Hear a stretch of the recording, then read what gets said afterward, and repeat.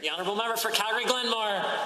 Mr. Speaker, last week this House passed Bill 28, the Protecting Albertans from Convicted Sex Offenders Amendment Act, a piece of legislation that will make it harder for those guilty of heinous crimes of sexual violence to hide from their actions. This bill will also serve to enhance public safety. So you might imagine, Mr. Speaker, that I was shocked to hear that on the weekend, the member from Calgary-Buffalo said that this bill was, quote, bad for Albertans.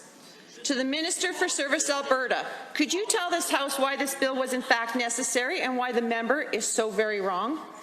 The order, the honourable member for Minister for Service Alberta. Thank you, Mr. Speaker. After 15 months as an MLA, I thought I'd seen it all and that nothing the NDP could do would surprise me. But the member from Calgary-Buffalo has shown me that the NDP are capable of sinking to even new lows. I'm shocked that he thinks that protecting Alberta children, families and communities is bad for Albertans. Bill 28 is so important because it will ensure that no convicted sex offender will ever be able to change their names, hide from their past and hide in our communities. The member from Calgary-Buffalo may not think that this is good legislation, but child advocacy centres across the province do, survivors do. This side of the House is on the side of survivors and Alberta families, even if the NDP is not. A point of order is noted at 2:06. The honourable member for Calgary-Glenmore.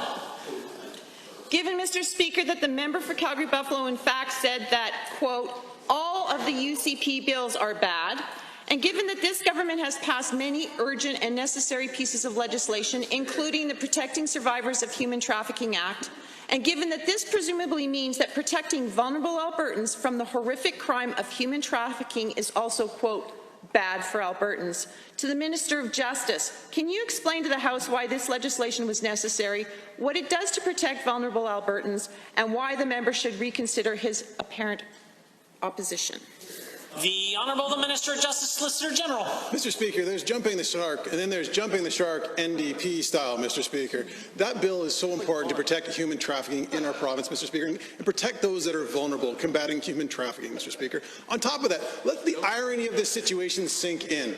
They were there protesting a bill that they claim doesn't allow them to protest. That's why I go to the fact, Mr. Speaker, jumping the shark, and then there's jumping the shark like a member of the NDP. The honourable member for Calgary-Glenmore.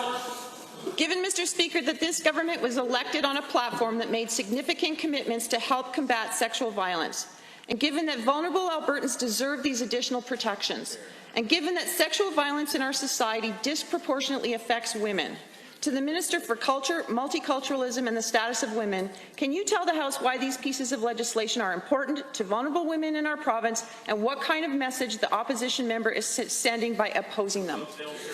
The Honourable Minister of Culture, Multiculturalism and the Status of Women.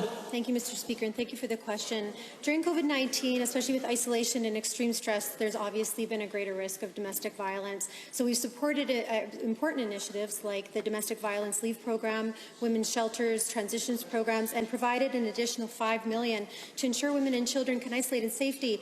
However, I think this means nothing to the member from Calgary-Buffalo who believes that every initiative of our government is bad. I mean, they call people a faith nut bars. What do they want more in Alberta? Communism, evidently. And now this is the NDP's war on women.